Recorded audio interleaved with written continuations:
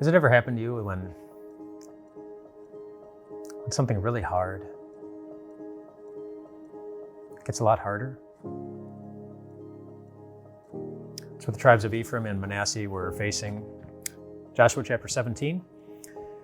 They're finding out what their allotment is in the promised land, which is, of course, great news. They've been looking forward to being in the promised land for a very, very long time. But then they get the allotment and it's not enough. And so they come to Joshua, and Joshua says, well, you can take these plains over here, and you can take, and they say, well, that's not quite enough. Then they say, well, take that forest over there. You'll need to clear out the trees, which will be a lot of work. But after you clear out the trees, you can have them. And Ephraim and Manasseh, they say, well, that's great. The plains aren't going to be enough. And if we clear out the forest, then the people who live there, the people with the big iron chariots who are really strong and really, really nasty, and they don't like us very much. I mean, you know what's going to happen. Iron chariots, they can't maneuver through the forests. So they can go on the plains. And so if we go and live in the plains, it's going to be challenging enough, all these iron chariots coming after us. But if we clear the forest, which is hard enough work already by itself, then when we clear all the trees down, then it's going to be an open plain again. And guess what the iron chariots are going to do? They're going to start rolling around all that area too, and they're going to make life really, really hard for us. So something that was already going to be hard, moving your families, hard enough, clearing down the trees, even harder still, was going to become a lot harder when the iron chariots would come rolling in. I'm guessing you've never had to face iron chariots.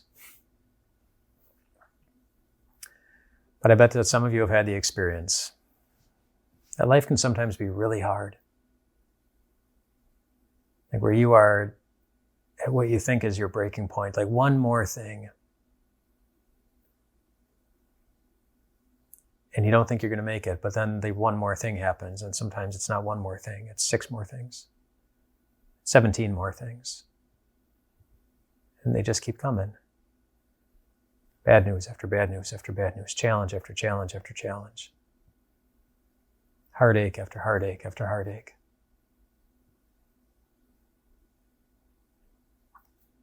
Imagine you could step outside yourself for a bit and give yourself advice. What would you tell yourself? Would you tell yourself to give up? Would you tell yourself to keep going? The Apostle Paul would tell you to keep going. At the end of 1 Corinthians chapter 15, he says, always give yourselves fully to the work of the Lord. Because we know that your labor in the Lord is not in vain. It doesn't say, we hope, kind of guess. Well, there's a good chance if you've been a good little boy or girl. He says, we know that all the work you do, all the acts of faith, all the acts of love, caring for the people around you, caring for yourself, that's all labor in the Lord. And he says it's going to be worth it in the end. It is. That's what it means. That's not in vain. You're not working for nothing. It's hard work. He knows that. It's labor. He calls it labor. Think of a woman in labor. It's hard. But it's not in vain. And why does he say that?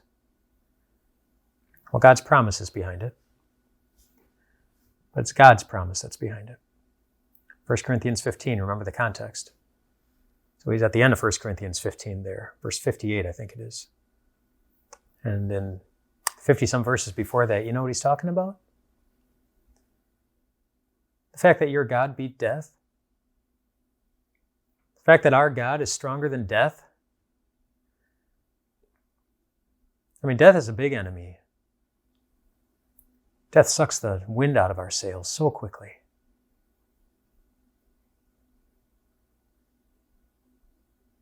But Jesus rose from the dead. Jesus puts the wind back in our sails. He gives us strength. He gives us assurance. He gives us hope. He gives us confidence.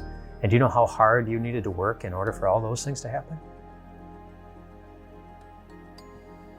You didn't. You didn't have to work at all. Jesus did it all. Jesus did it all. So that your tired body and your tired heart can rest in the promise that whatever you got, whatever energy God gives, whatever you are able to do,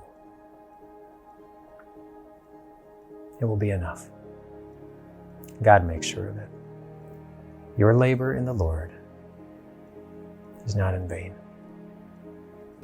Ever. Rest well tonight, my friends.